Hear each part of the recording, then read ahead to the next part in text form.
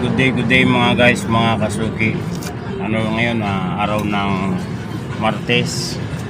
Ngayon, November 26. Yan.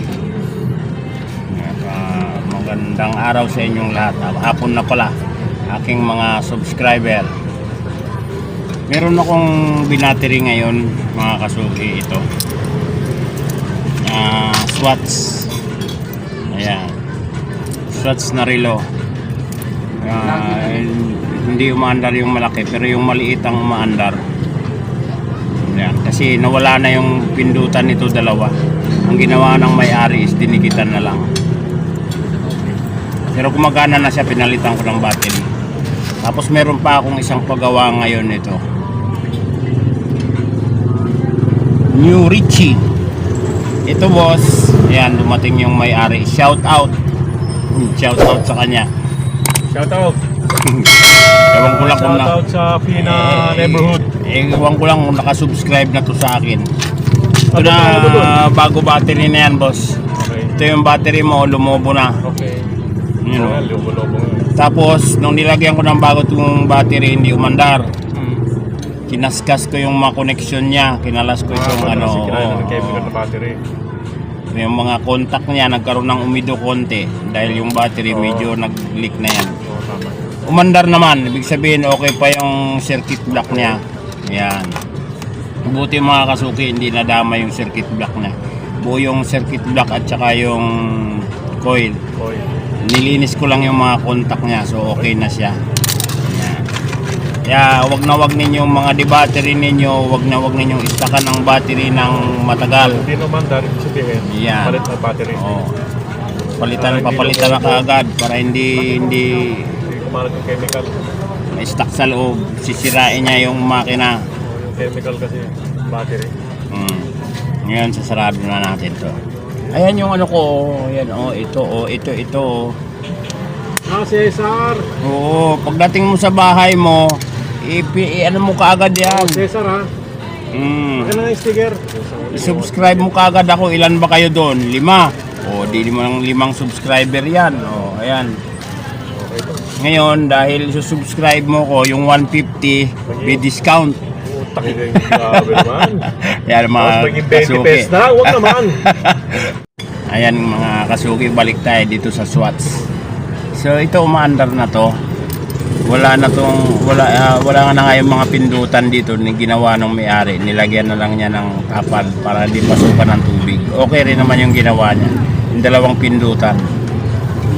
Ay, hindi natin mapipindot para mapaandar tong malaki. Hindi yung maliit lang ang umaandar kung mapansin ninyo. Yan. Kasi ang Swatch kasi hindi nabubuksan dito sa likod. Sa harap yan. Merong paraan para dito siya mabuksan.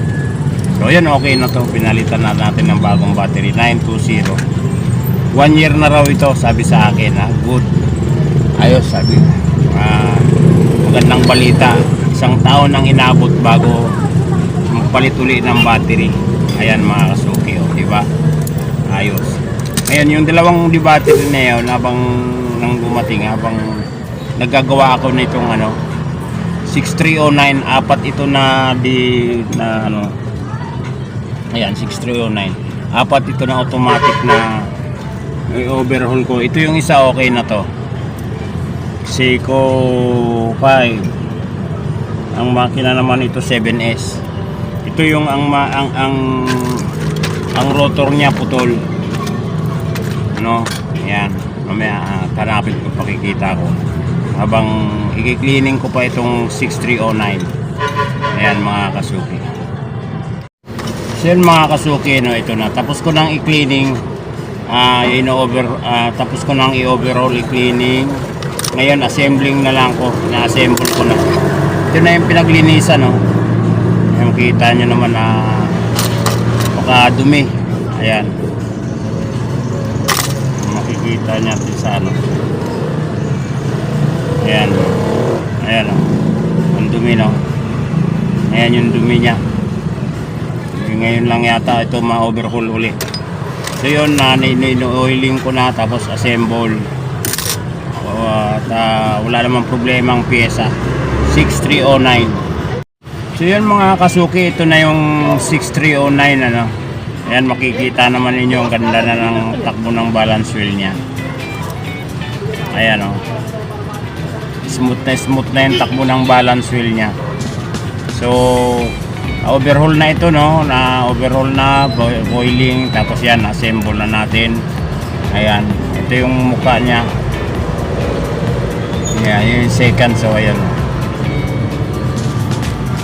so okay na to. Ayan. Tapos itong isa, Seiko 5, tama, Seiko 5 7S mga kasuki. In-overhaul ko na rin ito. Ayan. Kaya mapansin ninyo, maganda na rin ang takbo ng balance wheel niya. Ayan, medyo hindi nagagamit ito.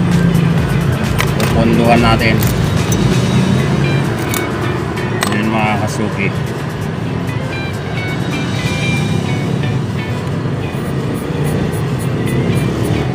Ayan, oh. Maganda na rin ang takbo ng balance wheel niya. Tapos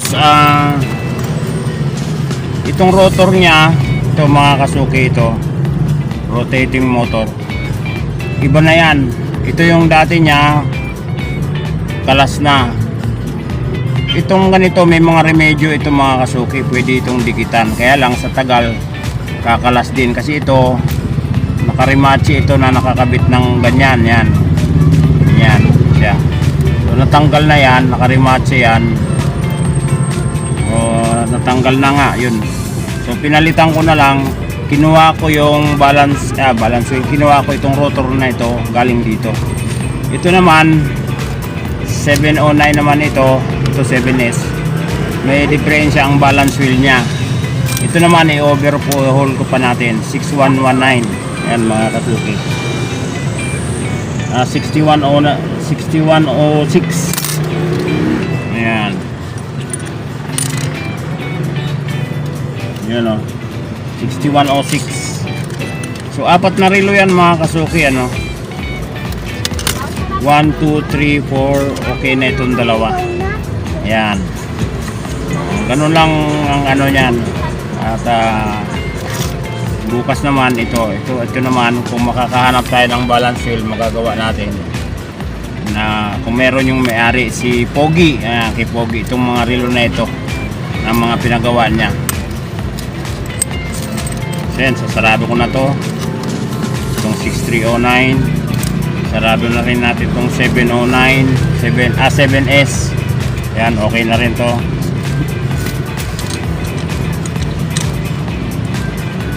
Ayan. So ayan mga suki, good day sa lahat. Thank you very much. Shout out nga pala kay Victor. Yan yung nagbabattery ng 626 na lumubo na yung battery. Victor, shout out subscribe mo ako. Na ang makina na yung relo is 2030, buti umandar pa. At yung mga contact niya medyo nagumido, hindi nasira ang circuit block. Tapos kay kuya, na 1 year after nagpa-battery ulit sa akin ng 920. Yan, magandang balita yon, na may customer tayong bumabalik after 1 year, nagpa-battery ulit sa atin. So yun, thank you very big mga kasuki. Have a blessed day po sa lahat.